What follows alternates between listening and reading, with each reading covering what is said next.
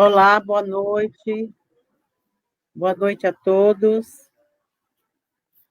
Estamos chegando para saudar nossos irmãos que já estão aí à nossa espera. Sandro, Rose, Rodo, Carol. Como é seu nome? Nívia, Dani, Beth, Glória, Nuno, todo mundo chegando. Uma boa noite para todos. É um prazer enorme tê-los aqui. E mais uma noite de estudos aqui no KSSE. O Marcelo aí querendo entrar, pode entrar, Marcelo. Estavam justamente esperando você para poder fazer a prece inicial. Tá vendo? Como os mentores sabem, ele está chegando. Então, vamos fazer a nossa prece de hoje, agradecendo a Jesus, nosso mestre, nosso guia, nosso irmão maior, por estar conosco, nos oportunizando esta vivência espiritual nesta encarnação, enviando todos esses irmãos de luz para nos assessorar, nos cercar, sempre nos trazer para o caminho do meio, mesmo, mestre, quando estamos nos perdendo, quando estamos nos desesperando pelas coisas da matéria, pela vida física, pelos bens, pelo corpo. Vem uma voz lá no fundo que grita: levante, levante e recomece. Seja resiliente, seja paciente. Volte à estrada. E é assim que nós estamos hoje, todos aqui buscando esta luz interna que teima por brilhar. E é assim que queremos que hoje todos os nossos irmãos ligados a este trabalho estejam se sentindo, e todos aqueles que gostaríamos que também estivessem assim, possam ser hoje direcionados por esta luz maior que está sob nós. Que a tua paz, mestre, seja hoje com o nosso querido Ronaldo, que faz a sua estreia nos estudos do KSSE, que ele possa sentir-se bem, que ele possa sentir-se realmente a serviço do mestre, a serviço do Pai. Que a tua luz seja com todos nós hoje e sempre. Que assim seja. Que assim seja. Carol Libório já está lá, Maria, Estelinha, Tadeu, oi Tadeu, Ronaldo Guimarães, menina, hoje a galera tá que tá. Boa noite. Estão todos aqui para prestigiar a Ronaldo. Ronaldo, tá vendo, Ronaldo? É assim, ó. Olha que honra, viu? Eu gostaria de, primeiramente, agradecer a vocês, agradecer essa casa que acolhe a todos nós, né? E, em especial, por essa imensa oportunidade de estar aqui falando um pouco, né? Exemplificando e mostrando às pessoas de todo esse aprendizado. E, como o próprio título diz, essa comunhão com Deus, esse processo em que todos nós passamos. Muito obrigado. Nós é que agradecemos, né, Mar? Oh, e como? Eu, Essa comunhão com Deus aqui é um capítulo do Boa Nova, e ele foi escolhido em homenagem ao Ronaldo, porque ele gosta muito da Boa Nova. Ele se emociona, ele gosta das histórias, ele gosta do estudo, e acho que esse entusiasmo pela história, ele é muito bonito, muito contagiante, né? E Kardec, lá no Livro dos Espíritos, ele fala que as boas ações são a melhor. E acho que esse capítulo, quando Humberto de Campos explica como Jesus ensinou João sobre a prece, como fazê-la e como utilizá-la no nosso dia a dia, acho que é um dos meus capítulos favoritos também. E você quer falar? Você quer começar, Ronaldo? Olha, o que eu fiz, eu fui lá no dicionário e eu tentei entender assim um pouco do que é a comunhão, né? Então, diz aqui que a comunhão, ela é ação ou efeito de comungar, de realizar ou desenvolver alguma coisa em conjunto, em que há ligação e compartilhamento. Aí eu fui também ali no sentido religioso, o que me trouxe, assim, memórias muito bonitas da minha mocidade, de quando eu fiz a minha primeira comunhão. Em religião diz o seguinte, é um momento durante a missa em que católicos, que era o meu caso, recebem a Eucaristia, ou a hóstia sagrada, o corpo e o sangue de Jesus. Aí veio aquelas lembranças lá de trás, né? A minha primeira comunhão, a pessoa que me introduziu, né? A minha catequista, a Dona Maria do Carmo Serra. Então, assim, vieram lembranças muito bonitas da minha mocidade. E eu me lembro do momento como se fosse hoje, eu com os meus amiguinhos lá, recebendo a hóstia, aquela coisa toda. E agora, e no jurídico? Como é que fica no jurídico? O jurídico é o compartilhamento ou posse de duas ou mais pessoas de uma só coisa, uma comunhão de propriedades. Nós podemos ver aí que é uma coisa, ela é bem diferente. Ou ainda, o acordo de sociedade que é estabelecido através do casamento. Firma um contrato entre os cônjuges, o acordo de comunhão de bens. E a origem da palavra, né? Ela vem do latim, que significa o communio onis. Mais ou menos por aí. Eu achei muito bonito essa parte do Boa Nova, né? É difícil dizer qual a parte do Boa Nova que nós não achamos bonito e precioso esses capítulos para todos nós, né? E essa indagação de João a Jesus de como orar, de como estar em comunhão com Deus, essa confusão de pensamentos que ele tinha, né? Como é que eu devo orar? Como é que eu faço para orar? Então, eu achei assim, bem interessante aí. O que vocês acharam dessa primeira parte aí, esse desejo dele de orar?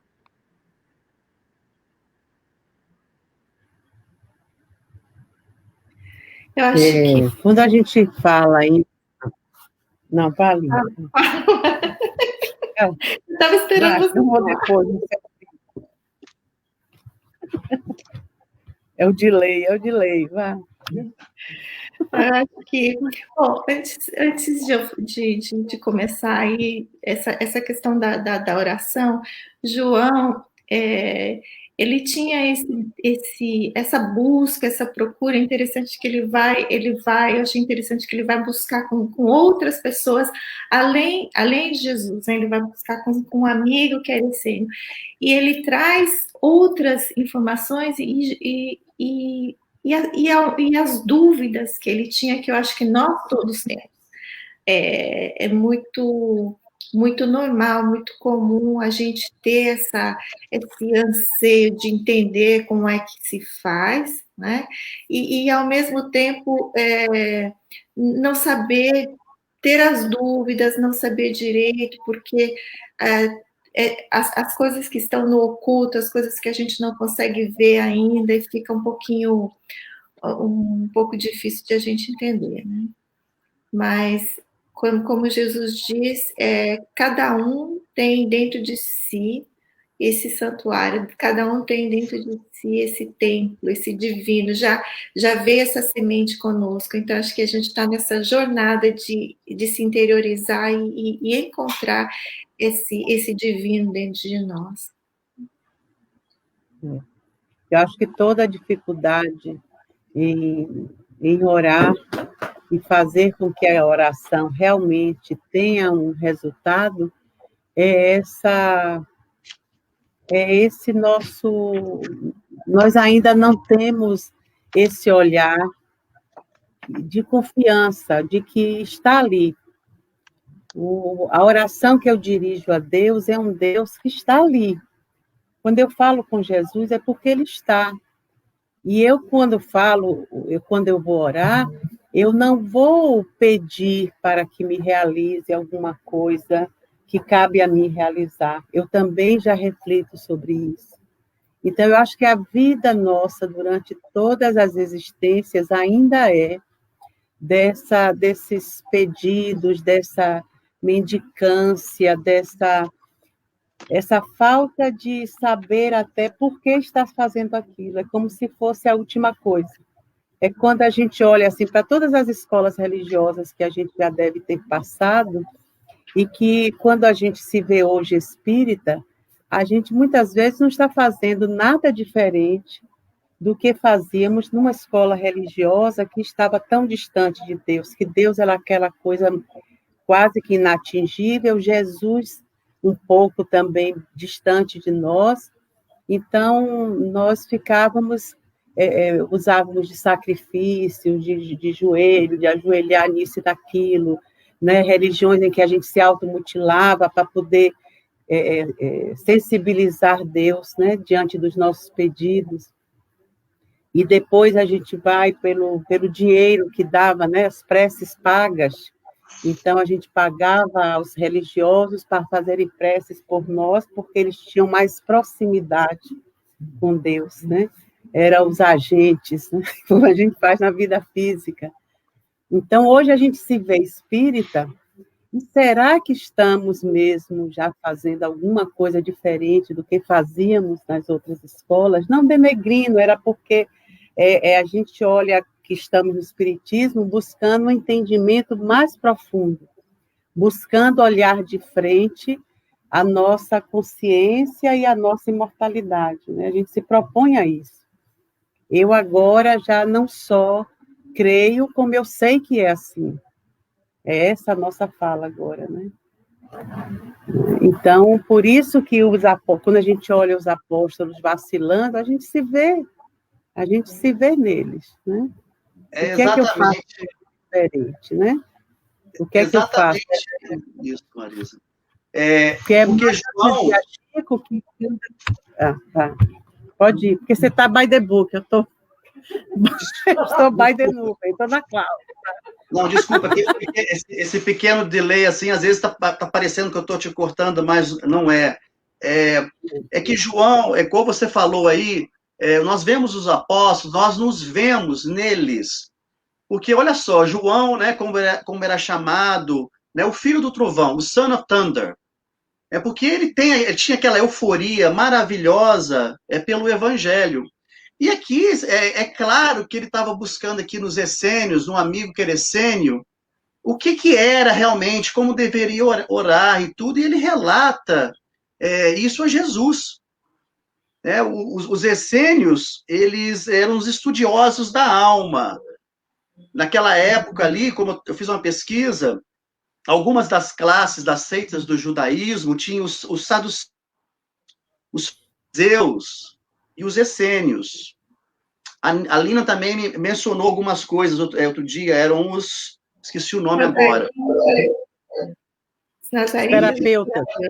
Os terapeutas, exatamente. Então, os essênios, eles faziam esse estudo da alma, só que era um estudo, era mais restrito, aquele grupo ali. Mas nós temos que olhar com esse olho crítico, mas ao mesmo tempo nos colocarmos no lugar deles.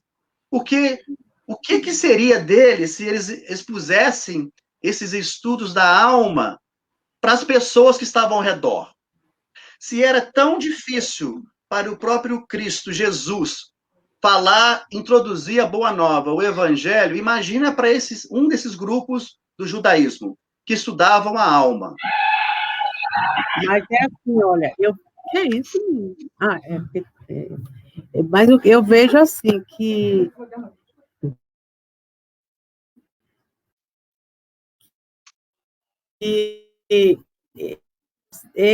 eles deviam passar como Jesus passou, que Jesus veio, compreensíveis, tão animalizados, Jesus veio, porque tem que dizer, né? Quando você tem um filho pequeno, você não deixa ele fazer o que ele quer, você vai educando, mesmo que ele não entenda tudo.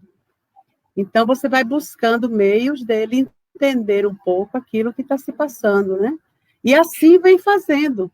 você vê que a diversidade no planeta é grande, e graças a Deus que é bom que seja assim, porque os que estão indo vão, né, vão ensinando o que já sabem, os que sabem menos ensinam também aos os que estão mais atrás, e aí a gente vai aprimorando. Eu acho isso... Cada um no seu tempo, sem problema nenhum, né? Porque acho que Jesus, para muitos, ele primeiro ele curava, ele primeiro alimentava aqueles que tinham fome, porque na hora da fome não tinha como ele ensinar as coisas, né? Quem é que consegue aprender alguma coisa com a barriga roncando? Nem... É exatamente isso, Lina.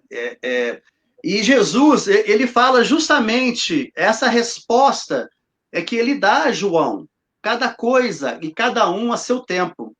Olha que resposta maravilhosa de Jesus. João, todas as dúvidas que te assaltam se verificam pelo motivo de não haveres compreendido até agora que cada criatura tem um santuário no próprio espírito, em que a sabedoria e o amor de Deus se manifestam por intermédio das vozes da consciência. Os essênios levam muito longe a teoria do labor oculto, pois, antes de tudo, precisamos considerar que a verdade e o bem devem ser patrimônio de toda a humanidade em comum. No entanto, o que é indispensável é saber dar à criatura de acordo com as suas necessidades próprias. Nesse ponto, estão muito certos. Quanto ao zelo que os caracteriza, porque os ungüentos reservados a um ferido não se ofertam a um faminto que precisa de pão. Olha que coisa maravilhosa. Cada coisa a seu lugar.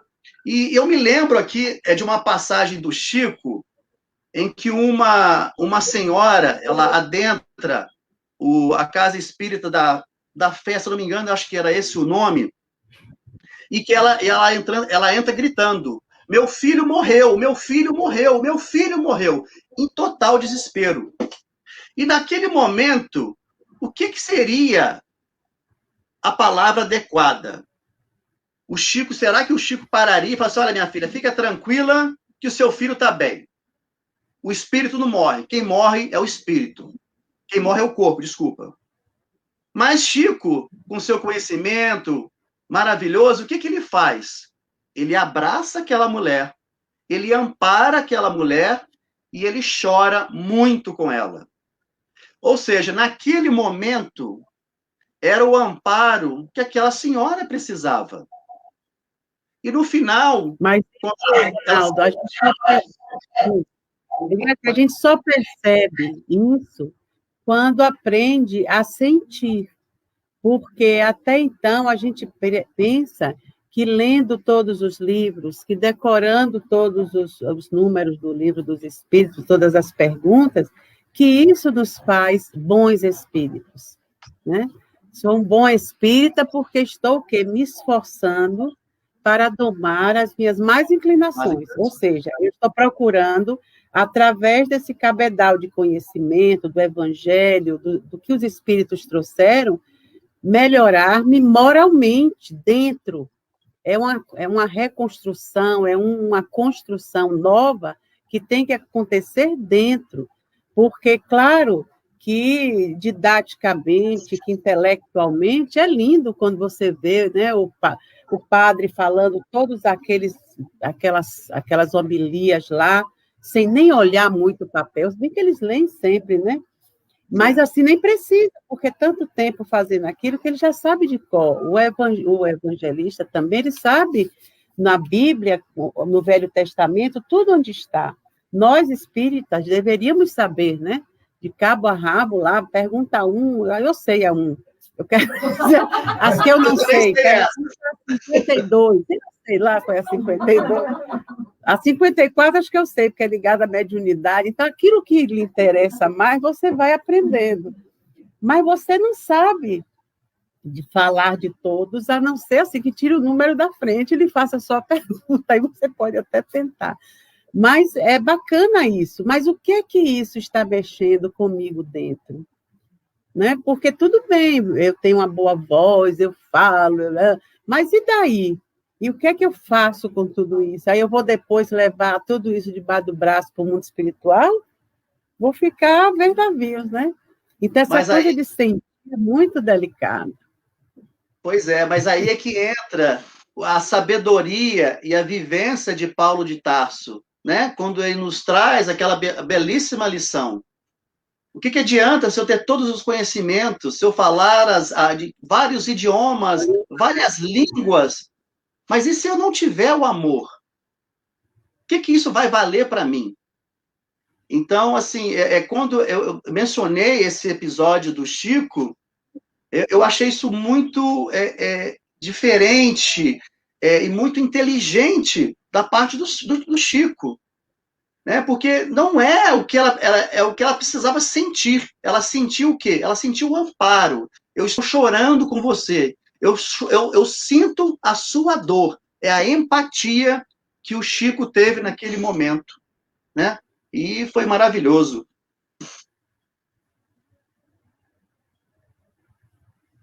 Lina, tá mudo. Tá mudo. Perdão, desculpa. É que sou eu ou sou o cachorro, então. Também lá em casa.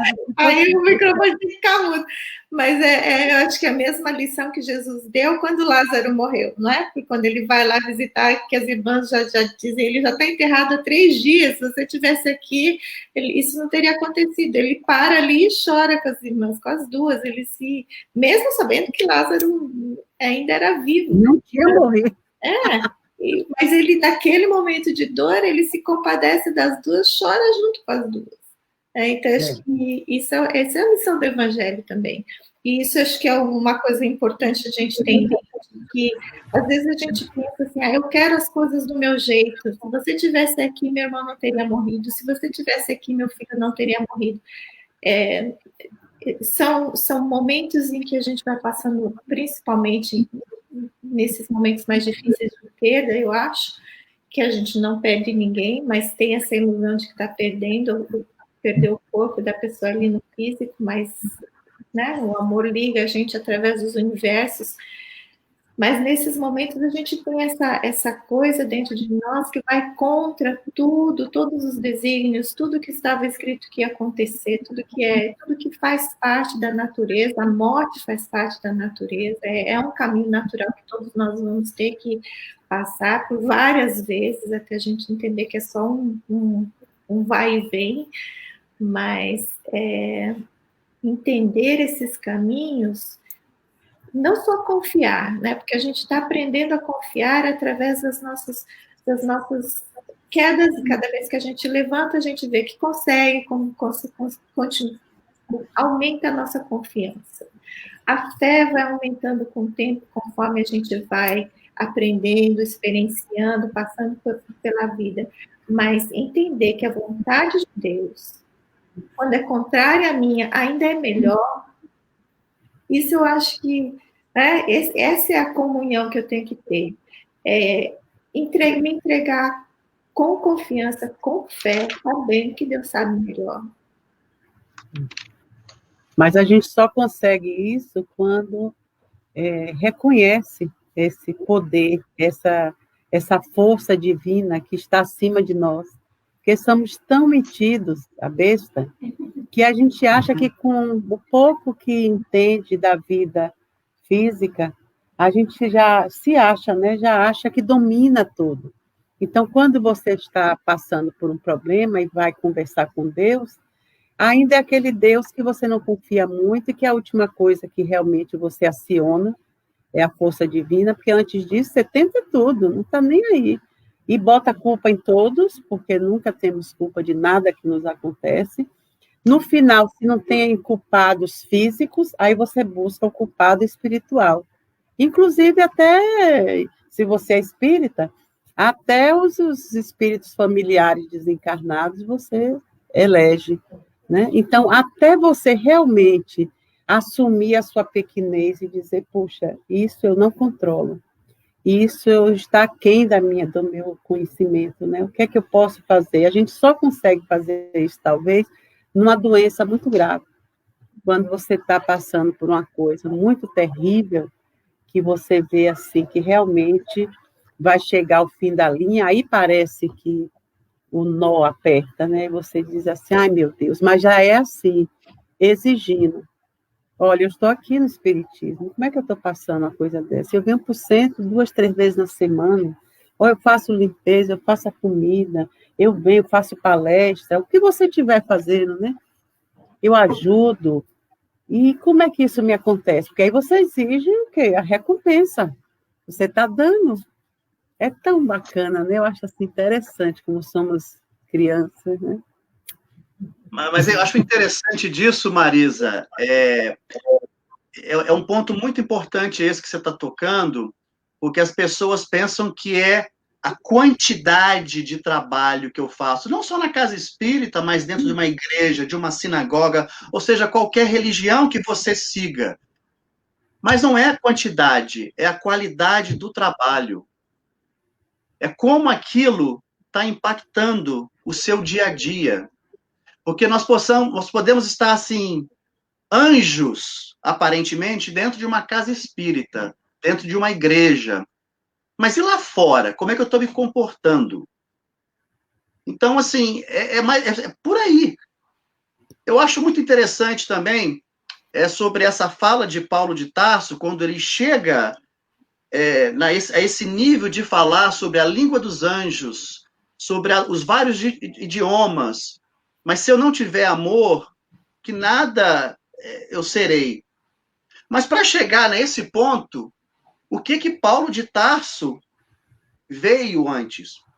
Qual foi o sistema, qual foi o método de comunhão com Deus que ele passou?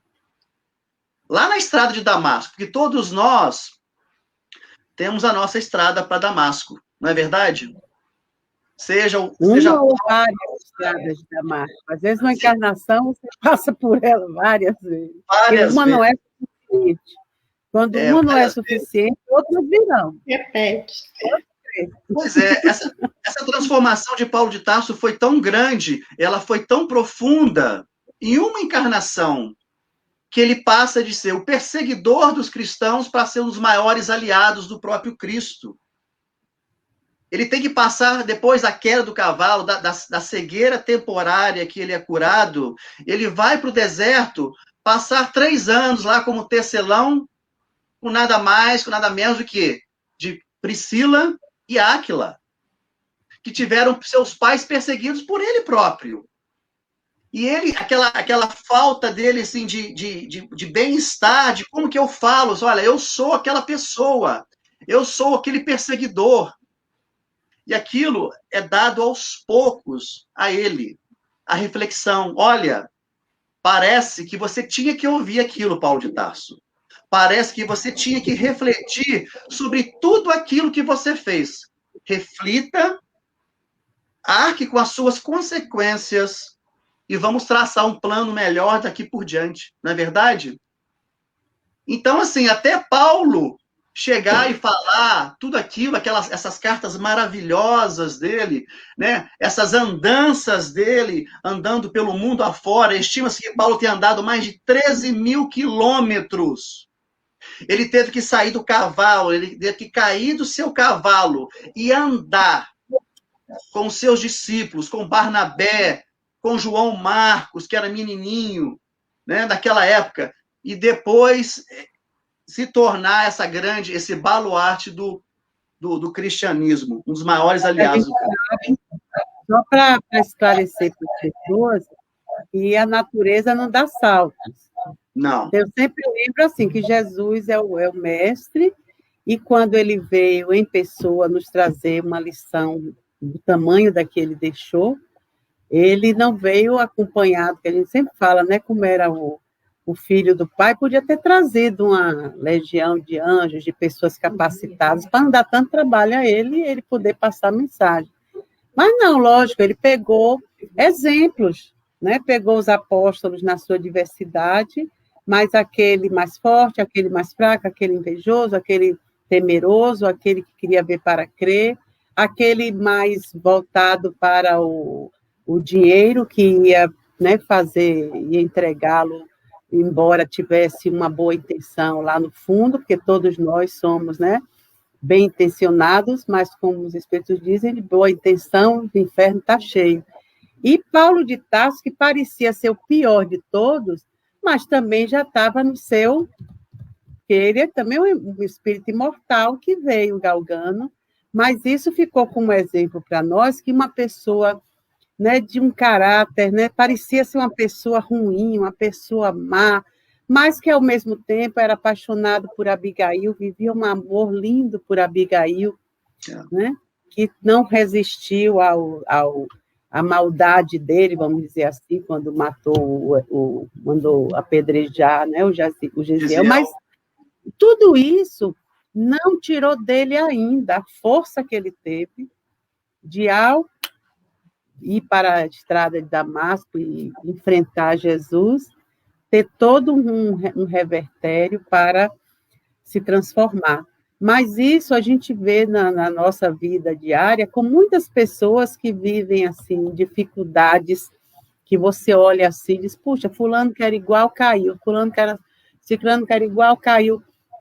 Mas você vê pessoas assim que superam a si mesmos, né? Que superam seus vícios, seus crimes, suas dores internas, e conseguem reverter o processo e sair com algum lucro. Então, isso acontece. Jesus não mostrou Paulo de Tarso como se fosse uma coisa que está longe de nós. Tudo que ele mostrou está muito perto. Né? Aquele que nega, aquele que vende, aquele que trai, todos eles convivem, nós convivemos, somos um pouquinho de cada coisa daquela. Então, todos nós... Acho que, como todos nós, Paulo, uma coisa interessante que eu vejo em Paulo é que ele tinha essa vontade de obedecer a Deus, ele tinha esse respeito a Deus, ele queria levar a ideia de Deus para todo o resto do mundo, não é? O sonho dele era levar o Deus único de Moisés para a Grécia, para Roma, que ele conquistasse, que mostrasse que esse Deus era acima de todos. Mas eu acho que ele tinha essa coisa de querer defender Deus, como se Deus precisasse de defesa. Ele queria levar Deus às pessoas como se Deus precisasse ser levado. E Deus já é em nós. É que cada um vai encontrá-lo no seu tempo, né? Não era no tempo de Paulo, era no tempo de Deus. Isso ele não entendia, eu acho. Isso nós muitas vezes não entendemos. Nós queremos as coisas no nosso tempo. É hoje, é agora que estou precisando. Eu preciso pagar meu aluguel no dia 1º, eu preciso de dinheiro no dia 30. Né? E às vezes a coisa não vem assim, a coisa vem no tempo de Deus, não no nosso. Lina, e é muito interessante aí essa visão que você teve sobre Paulo, cada um no seu momento, porque me faz lembrar, me volta lá na Casa do Caminho, quando Saulo ainda, né, Paulo que ainda era Saulo, que ele avista Gesiel, ou Estevão, que quando Gesiel, chega à Casa do Caminho, ele chega faminto, ele chega doente, quase morrendo. E ali na Casa do Caminho, foi introduzido a ele o Evangelho. Olha, meu amigo, o Messias já veio. E conta a ele, é contado a Gesiel a história do Messias. É introduzido a ele o Evangelho. Já foi crucificado, mas ele já esteve aqui entre nós. E o que Gesiel sente, a transformação que ele sente é imensa. Olha, tudo aquilo que eu vi, tudo aquilo que eu aprendi na Torá, não é perdido. Mas o que eu estou vendo aqui, a introdução do Cristo, desse Jesus, complementa aquilo que eu aprendi. E qual a forma de gratidão que Gesiel tem? Ele se levanta, depois de ele se convalescer, de ele melhorar da saúde, e começa a pregar. E é assim que Paulo, o vê pela primeira vez. Olha, quem é esse cara? Quanta blasfêmia, quanta loucura. E se dá, né? Para quem lê o livro aí, Paulo e Estevão, se não leram, por favor, leiam. É uma das maiores preciosidades, é uma das maiores pérolas, não é, Marisa? Que você pode ler na sua vida. E é bom ler logo, porque é um livro que precisa ser lido e relido. E se a gente começa a fazer isso muito velho, é difícil, né? Vai ter que continuar no mundo espiritual. Por isso que é bom, e hoje em dia é ótimo, porque tem audiobook, tem tudo que facilita, né, a gente... Você pegando, as pessoas que trabalham, olha, eu não tenho tempo, eu viajo muito, eu dirijo muito. Olha, beleza, eu tenho um conselho para você. Pega um audiobook, bota no seu carro, e nessa meia hora por dia, você vai ler Paulo e Estevão em um tempo pequeno. Mas como nós já somos espíritas assim, né, que estamos tentando nos educar, né, como espíritos já mais benevolentes, né, estamos querendo isso, é o que a gente busca. A gente tem que respeitar o nosso tempo e o tempo do outro, muito, muito mesmo. Porque senão a gente se sabota, a gente pensa que está bonzinho e não está nada. Então, é bom a gente saber, assim, é muito difícil ser, né? É muito difícil. Porque é uma coisa que envolve você sentir e que esse sentimento lhe leve a atitudes que realmente tragam isso, como o Estevão, o Gesiel, né?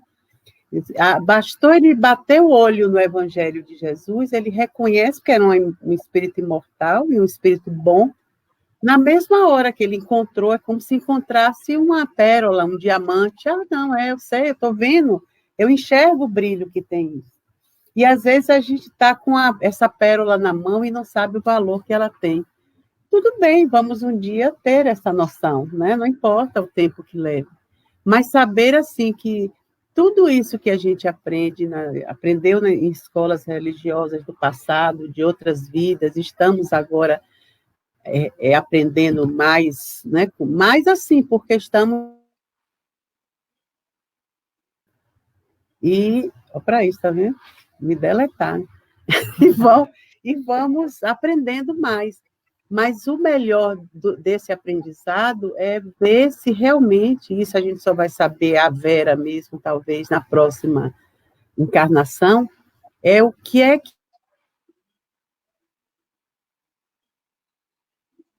Saiu do ar. O dela saiu do ar. Bom, enquanto ela vai se refazendo aí, gente, eu vou continuar aqui, Lina. Deletaram. Eles estão querendo deletar aí, viu? Essa coisa aí, sabe? É espírito da internet, eu acho, né? Depois fala mal de Gesiel ou de Paulo, você está dentro d'água.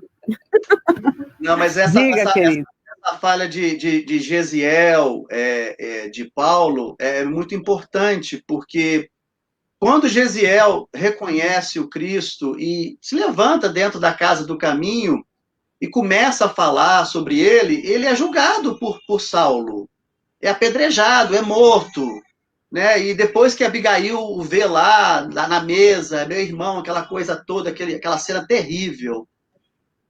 Mas eu achei assim, cada um a seu tempo. E como foi fácil para Gesiel aceitar o Cristo, e como foi diferente para Saulo. Né? Jesus teve que aparecer e falar aquelas coisas. Saulo, Saulo, por que me persegues? Justamente, cai do cavalo. Mas a gente pode notar aí que Jesus não pediu nada a ele. Foi uma indagação. Saulo, Saulo, por que me persegues? É porque perde tempo fazendo isso, meu filho, com tanta coisa que você tem para fazer.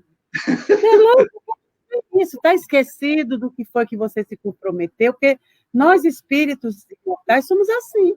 Às vezes a gente se compromete com muita coisa no mundo espiritual, por isso, quando a gente sai da vida um pouquinho mais esclarecido, chega lá e diz, não, agora pode me mandar lá para a África, para o Brasil, né? Tanto que mandaram a gente lá, mas manda para a Bahia, que está melhorzinho, aí o outro vai para São Paulo, né? Porque a gente acha que pode aguentar. Mas na hora que entra, né, de novo nessa ilusão da matéria, a gente ainda tem as imperfeições muito latentes, né? E aí a gente vai se comprometendo, se der sorte de tomar uma livrada na testa ou a mediunidade, ou fazer uma caminhada lá em Santiago, né? Eu digo, meu Deus do céu, quando eu penso caminhar, eu digo, não, eu prefiro ir aqui pertinho, em Belfield. Minha prima, que quando chegou aqui para me convidar, vamos, prima, vamos para Santiago. E ela estava com câncer.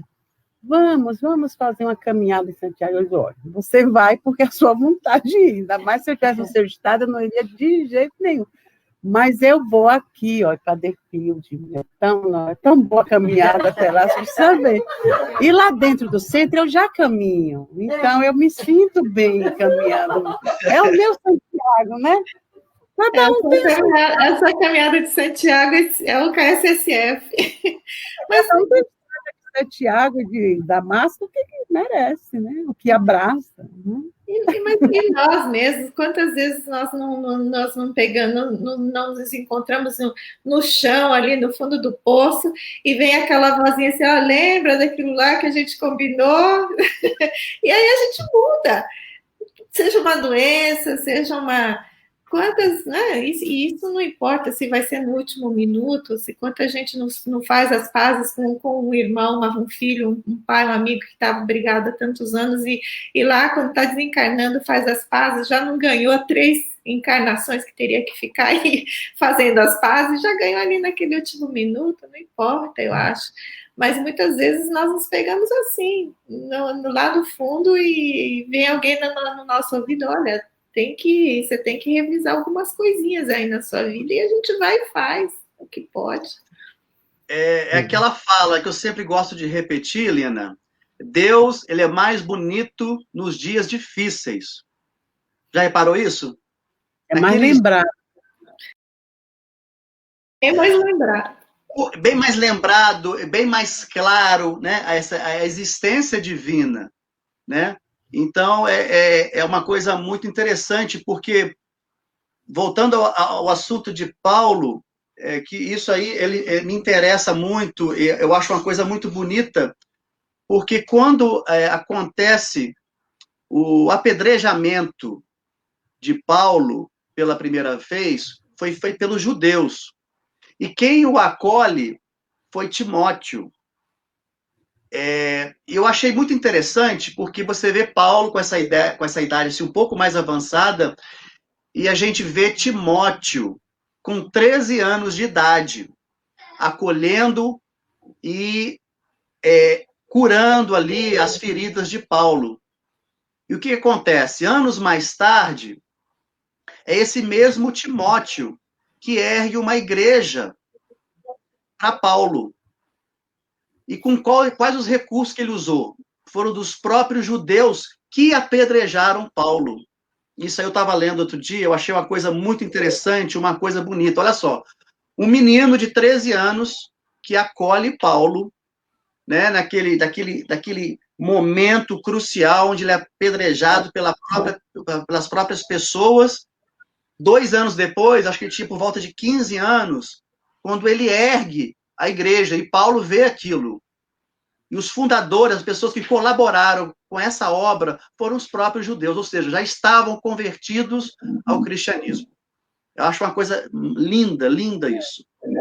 Essa história que você fala que você comenta de Timóteo, eu acho que ela lembra para a gente assim, que a prece, essa comunhão com Deus, ela não tem nem lugar, não vai ser aos domingos no centro, não vai ser na quarta-feira na palestra no centro, ela tem que acontecer, tanto que Jesus fala, o templo ele é interno, é em nós. Então, eu acho que a cada momento do dia, seja lá o que nós estivermos fazendo, fazer isso em direção, né?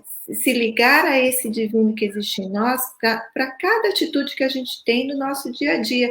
O nosso templo tem que sair das igrejas para chegar no meu trabalho, para chegar na minha família, para chegar nas pessoas com quem eu estou me relacionando, para que esse divino saia, né? Para que esse divino brote de nós, de cada um de nós. Se cada um fizer isso, olha só, não tem, a boa nova já vai estar aqui entre nós e nas nossas atitudes, no nosso comportamento. Né? Sente esse amor que Timóteo sentia, essa comunhão que Timóteo sentia no dia a dia. Por isso que eu acho que essa oportunidade que a gente tem de abraçar um trabalho assim, e se aprofundar, e ler, e passar a vida querendo entender, porque não entende de uma hora para outra, né? É tão interessante isso. Como é difícil você fazer coisas e lembrar, epa, não, peraí, eu tenho que respeitar o meu próximo, eu não posso tratar, eu não posso dizer isso agora, porque isso vai ferir. Ter esse controle mais espontâneo, porque não é uma coisa estudada, porque quando você quer fazer aquilo muito estudado, não sai, não funciona. Mas é a prática, é a vontade de eu quero ser. E saber dizer assim, eu quero respeitar o meu tempo, porque não será talvez agora, talvez eu só encontre essa espontaneidade em outras existências, mas essa eu tirei para pelo menos querer fazer de uma forma diferente. Então, isso a gente conversava muito, que eu via aqui, às vezes, quando a gente ia fazer curso de passes, essas coisas que as pessoas tinham aquela vontade de dar passes e tudo, mas quando começavam a dar, se sentiam assim enfraquecidos. É como se você estivesse dando uma energia que não está mais retornando. Então, até você ter aquele sentimento, que tem que ir para a consciência mesmo. Eu estou dando de mim uma coisa que me sobra, porque eles estão nesse trabalho, eu estou com os espíritos nesse trabalho. Não é só a minha energia que está saindo aleatoriamente, porque eu entrei nessa sala que deve ter não sei o que aí, que suga a minha energia, que quando acaba o passe, eu digo, ai, estou tão fraco, você me dá um passe? Eu tenho vontade de dar uma surra no médico, mas eu não dava. Eu disse assim, não pode, isso é falta de comunhão com Deus, com Jesus, com os espíritos que regem, né? É mesmo que eu tá distribuindo comida, dou o prato à pessoa e digo, ai, me dê, que eu estou começando a sentir fome depois que eu lhe dei. Não pode, eu vou fazer aquele trabalho, eu já comi. Ou então, se eu não comi ainda, eu nem sinto fome, porque eu estou com tanta vontade de nutrir aquelas pessoas que estão completamente a zero, que essa vontade me alimenta. Por isso que a gente emagrece quando faz caridade. Acho que eu não faço nenhuma. Olha só, gente, a Marisa está lançando um novo programa Diet. Sigam-na. É um programa, né, de dieta. É saudável. Em vez de você andar quilômetros lá em Santiago, eu tinha tanta agonia de Santiago, toda vez que passa na televisão.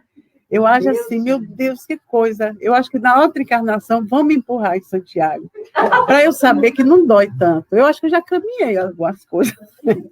Devo ter ido carregando a sacola de algum militante aí. Mas a gente tem que ter essa certeza, buscar, porque a primeira coisa que tem que acontecer antes da gente querer, né, fazer a caridade é reconhecer Deus como o Criador, como uma providência 24/7, que já é propaganda, que vai ter uma palestra assim, mais do 24/7, que é uma força que está sob nós, que todas as vezes que você não sentir essa força, pode olhar para a sua vida, o que é que você está fazendo, que você saiu do Wi-Fi divino, porque é uma estação divina que nos acompanha onde quer que a gente vá, até quando a gente vai para o inferno dos vícios, dos crimes, da maldade, essa providência está ali só esperando a gente dizer assim, ai, estou arrependido do que eu fiz. Na hora que você diz isso, você pisa lá no fundo do poço, né, que tem uma alavanca, não sei se você já foi lá, tem uma alavanca que quando você chega lá, é ela que bate e lhe traz de volta. Porque todo mundo volta. Quando você vê alguém mesmo no fundo do poço, que você diz assim, esse não tem mais jeito, não, nunca diga isso, porque isso é mentira. Tem sim, porque nós já estivemos lá. Se hoje estamos aqui, nessa harmonia toda, buscando, a gente não está falando da comunhão de Deus porque ela já é em nós, não. A gente está falando nela para realmente a gente ganhar essa certeza. Porque eu também, às vezes, não tenho essa certeza de que Deus está ali, provendo, e que está em mim, não está longe, não, está dentro. E que na hora que eu pisar na minha alavanca, essa força vai vir. Porque não vai vir uma pessoa, Deus não é uma pessoa, a gente sabe disso, né? Então, é esse amor supremo. Eu chamo a inteligência suprema que tem lá na questão 1, de amor. É um amor tão supremo, aquele amor que Jesus nos mostrou como uma criatura, não como criador. Jesus não era o criador como a gente depois erroneamente chamava, né? Nosso Senhor Jesus Cristo, com aquele respeito, e também achando que Jesus era Deus, né? Então, não. Jesus somos nós amanhã. A gente olha hoje para Jesus. Muito bem dito. É divino nas nossas vidas, né? Eu acho que uma coisa que me ilustra muito esse amor divino é a manifestação de Deus nas nossas vidas. Ele vem através das pessoas mesmo, né? Uma coisa que me ilustra muito isso é André Luiz, a história de André Luiz, quando ele fala que ele estava ali no umbral e na hora que ele se sente no fundo do poço, ele, né, pede ajuda. Será que existe um Criador me ajuda nesse momento? E aparece ali Clarence com o pessoal do lado dele. Aí Elísias vai falar para ele assim, olha, André, quando sua mãe pediu para Clarence ajudar, para ajudar você, ele levou 2 minutos para te encontrar. Mas você levou 8 anos para encontrar Clarence, que ele estava do seu lado, para você abrir os olhos e ver que ele já estava aí do seu lado.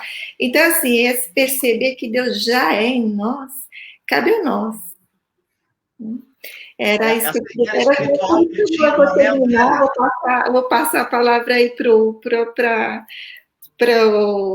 Ronaldo ler para a gente. É um estudo, a música que ele fez, que ele trouxe aí para a gente, para dividir com a gente.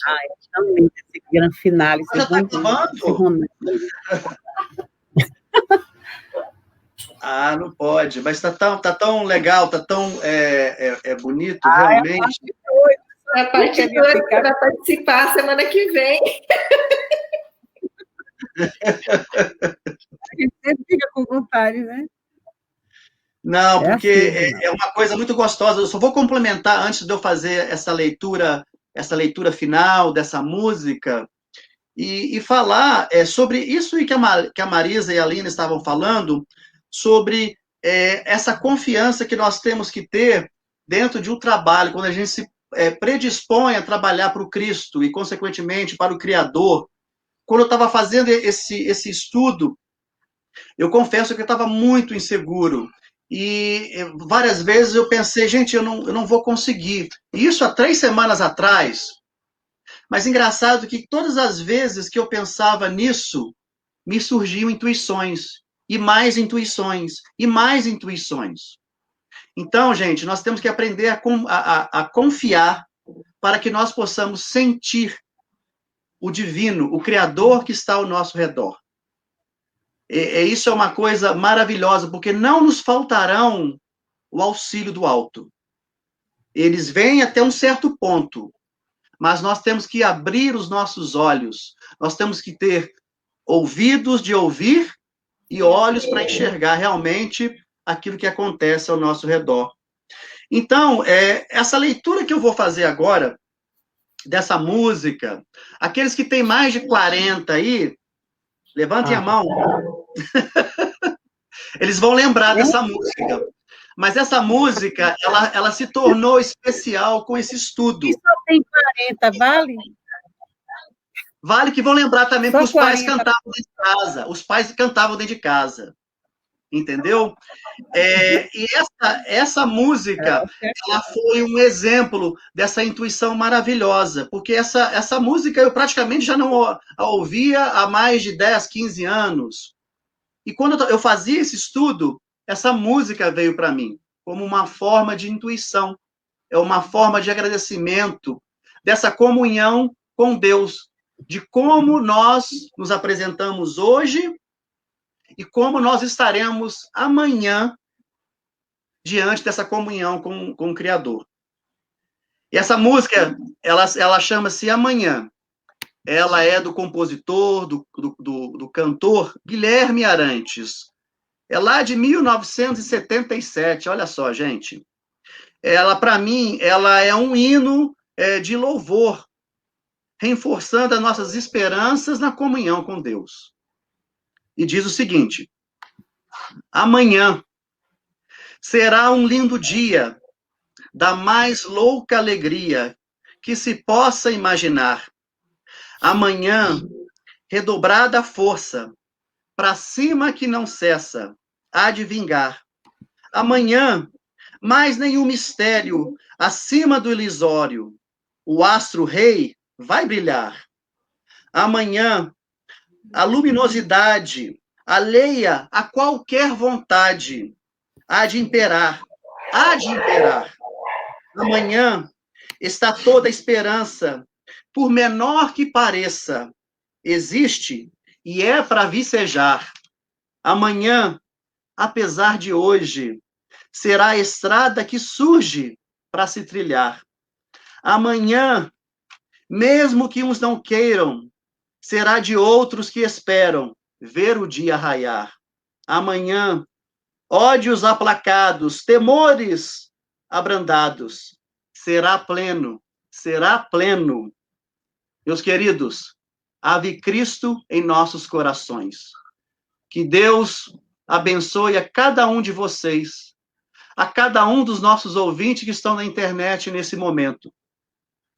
Eu lhes desejo vida e vida em abundância para todos. Muita paz. Assim seja. Essa música é de Guilherme Arantes. Amanhã será um novo dia. É que a gente não pode botar vídeo, porque senão eles tiram.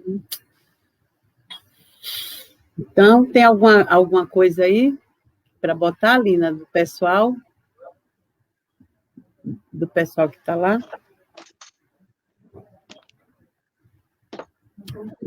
Tadeu disse que é uma ótima música para se ouvir na virada do ano. É mesmo. Só que o ano, Tadeu, agora está virando todo dia. Porque com a pandemia a gente nunca sabe como vai ser, né?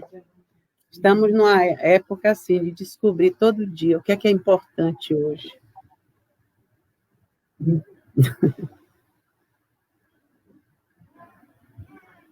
Quer falar alguma coisa, Lina? Eu não, os cachorros que estão aqui gritando. Não, só queria deixar uma boa noite. Então, agradecemos a todos os amigos aqui presentes, avisando